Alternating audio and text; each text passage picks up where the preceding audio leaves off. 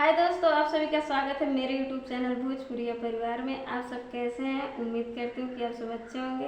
और अगर आप सब मेरे चैनल पर भी नए हैं तो प्लीज़ मेरे चैनल को सब्सक्राइब कर लीजिए, लाइक कीजिए, कमेंट कीजिए। साल भर बदाइल बाई दशहरा हो के मगन भक्ति में लूटब लहरा हो। हाँ, साल भर बदाइल बाई दशहरा हो के मगन भक्ति में लूटब लहरा हो। झूम झूम जयकारा लगा के अताली बजा के राउंड 4-5 लेवेदा। आज शिल्पिया के गाना बजा के राजा हो तनी नाच लेवेदा। हो दुर्गा माई के पंडाल भी जाके राजा हो तनी नाच लेवेदा। आज शिल्पिया के गाना बजा के राजा हो तनी नाच लेवेदा।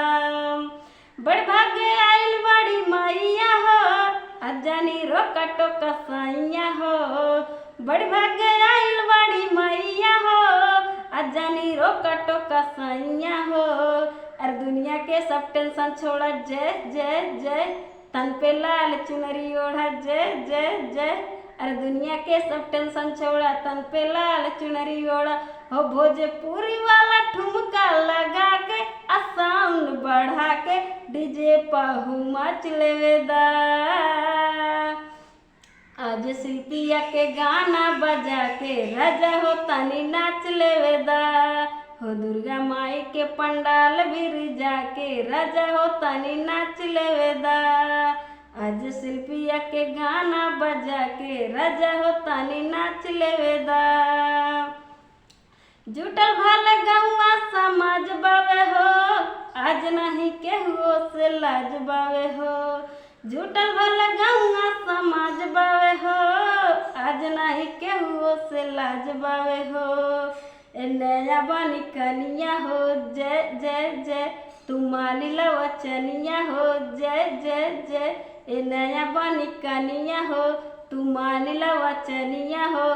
सैया जी लागे हमरा आवा आ कामर हिलावा, माटी पाऊ पाछ लेवेदा। आज शिल्पिया के गाना बजा के राजा हो तनी नाच लेवेदा। हो दुर्गा माई के पंडाल भी जाके राजा हो तनी नाच लेवेदा। आज शिल्पिया के गाना बजा के राजा हो तनी नाच लेवेदा। साल भर बाद आइल बा दशहरा हो के मगन भक्ति में लूटब लहरा हो। हाँ, साल भर बाद आइल बाई दशहरा हो के मगन भक्ति में लूटब लहरा हो। झूम झूम जयकारा लगा के अताली बजा के राउंड 4-5 लेवेदा। आज शिल्पिया के गाना बजा के राजा हो तनी नाच लेवेदा। हो दुर्गा माई के पंडाल भी जाके राजा हो तनी नाच लेवेदा। आज शिल्पिया के गाना बजा के राजा हो तनी नाच लेवेदा।